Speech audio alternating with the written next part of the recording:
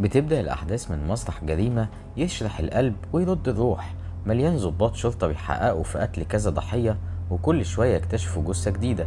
لكن الحاجة المشتركة بين كل الضحايا إنهم كلهم فيهم جروح غويطة على أجسامهم، ما عدا جثة واحدة لشابة مدفونة في البدروم، مفيش فيها ولا خدش بسيط حتى، ولا كأنها خارجة من بيوتي سنتر، وما كانتش مدفونة من فترة. غير كده كمان الضباط بيكتشفوا إنها مش من سكان البيت زي بقية الجثث، وبما ان محدش يعرف لا اصل ولا فصل البنت دي، فبيدوها اسم من عندهم وهو جين دو، وبيبعتوها لناس خبراء في التشريح يمكن يعرفوا حكايتها.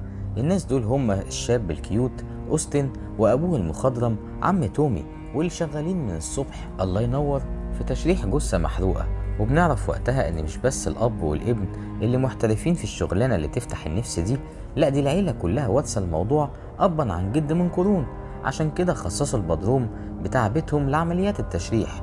المهم وسط الجو الملبش ده بيتفاجئ اوستن بإيما الجيرل فريند بتخضه من ظهره، والمفروض انها جايه مخصوص علشان يروحوا فيلم سوا. لكن بتصمم البنوته الكيوت دي انها الاول لازم تبص بصه على الجثث اللي في المكان، ولا كانها تتفرج على تشكيله لبس الشتاء اللي نازله موضه السنه دي.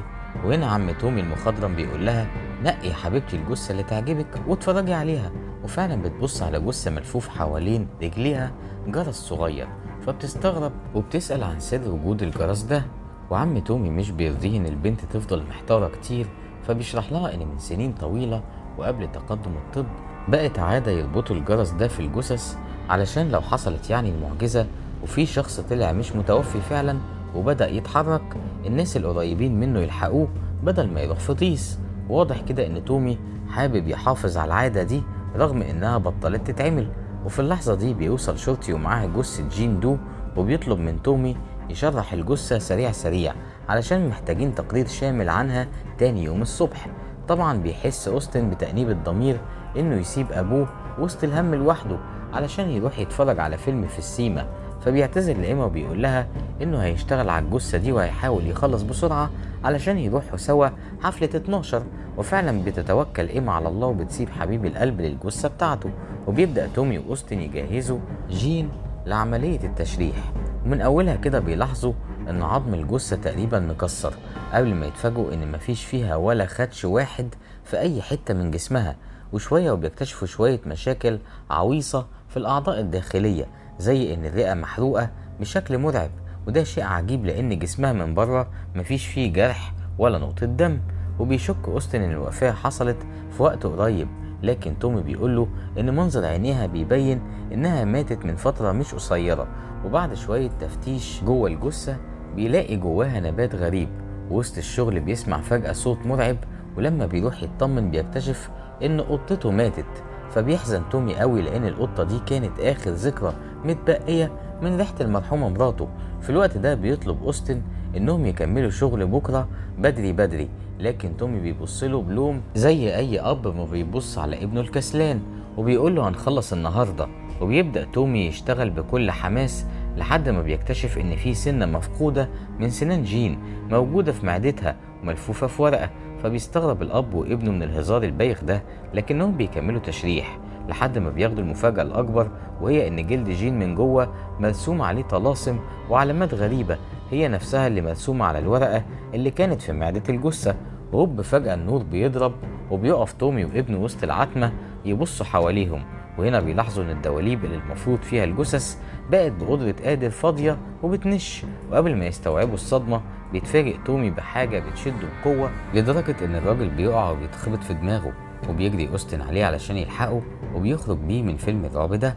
لكن للأسف لا بيلاقوا الأسانسير شغال ولا الموبايلات فيها شبكة ولا حتى باب البدروم راضي يفتح، وكله من العاصفة القوية اللي حبكت تضرب المدينة دلوقتي، واللي تسببت في وقوع شجرة زنقت باب البدروم وخلت الأب وابنه محبوسين يا ولده مع الجثث اللي أصلا مش لاقيينها. وفي اللحظة دي بيدرك تومي إن الموضوع مش صدفة، وإن المصايب اللي بتنزل عليهم دي كلها بسبب جثة جين دو.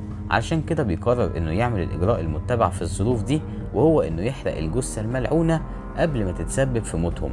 لكن المفاجأة هنا إن بمجرد ما بيولع في جين دو بيلاقي النار بدأت تمسك في كل حاجة حوالين منه هو وابنه، وبينقذ أوستن الموقف وبيطفي النار بطفاية حريق. وهنا بياخد الأب وابنه صدمة جديدة، وهي إن جثة جين دو زي ما هي ومفيش فيها أي أثر بعد الحريق اللي حصل. في اللحظة دي بيسمع الاتنين صوت الأسانسير وكأنه رجع يشتغل الحمد لله، فبيجروا زي الهبل علشان يطلعوا من بيت الرعب ده. لكن للأسف رغم إنهم بيدخلوا إلا إنه مش بيرضى يتحرك، وهو بيسمع الاتنين فجأة صوت جرس بيتحرك، وده ملوش غير معنى واحد، وهو إن لا مؤاخذة في جثة من الجثث زهقت من الرقدة وقررت تتمشى في المكان. وبيحس تومي بالخطر أكتر وأكتر، فبيقرر يرمي فاس ناحية الصوت، ويدوب بيلمح شكل الجثة في الضلمة قدامه قبل ما تختفي ويروح الصوت بتاع الجرس معاها. المفاجأة بقى إن أوستن لما بيخرج بيبص على الجثة بيكتشف إن أبوه حدف الفاس على صاحبته إيما، واللي رجعت لهم تاني البدروم للأسف علشان يروحوا السينما بالليل زي ما اتفقوا. والنتيجة إن البنت الغلبانة ماتت في لحظتها من غير ما تتهنى بحفلة الساعة 12. ويبدأ أوستن يعيط ويصوت على حبيبته اللي ماتت، لكن تومي بيهديه وبياخده معاه تاني جوه المشرحة على أمل إنهم يفهموا لغز جين دو قبل ما تخلص عليهم هما كمان. وبيفتح تومي دماغها علشان يفحص مخها، وهنا بياخد مفاجأة جديدة ما كانتش على البال، وهي إن خلايا مخ جين دو لسه شغالة كأنها شخص عايش مش ميت. علشان كده بيقرر يركز على الورقة إياها اللي لقوها جوه معدتها واللي كانت ملفوفة على سنتها المفقودة.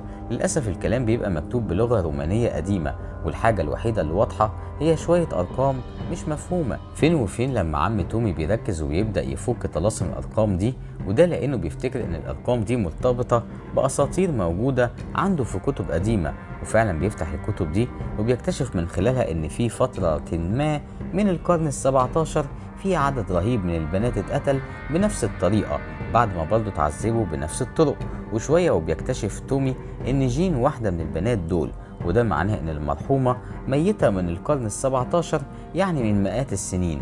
لكن رغم كده خلايا مخها شغالة الله ينور لحد اللحظة دي، وده بيبين إن عندها الرغبة تعمل في الناس اللي بيقربوا منها نفس اللي حصل فيها من 400 أو 500 سنة علشان الكل يحس بالعذاب اللي شافته. فبيقرر تومي يخرج ابنه من الأوضة بالعافية ويقف في وش جين دول لوحده، وبيطلب منها تنتقم منه هو وتسيب ابنه الشاب في حاله. وفي اللحظة دي بيبدأ عظم الحاج تومي يتكسر واحدة واحدة، وكمان أعضائه الداخلية تتحرق زي ما حصل لجين بالظبط. طبعا مش بيقدر تومي يستحمل الألم، فبيطلب من ابنه يعمل أصعب حاجة ممكنة، وهي إنه يقتله علشان يريحه من العذاب ده. وفعلا أوستن بينفذ طلب أبوه وهو عمال يعيط. ومجرد ما تومي بيموت بيبدأ عظم جين يرجع لطبيعته تاني، وبيحاول أوستن يهرب من الرعب ده بأقصى سرعة، وبرضه مش بيقدر يفتح باب البدروم. وفجأة بيسمع صوت كأن في شخص واقف وراه، ومفاجأة إن الشخص ده بيكون جثة أبوه. فمن الصدمة بيقع أوستن من فوق السلم وبينزل جثة هو كمان.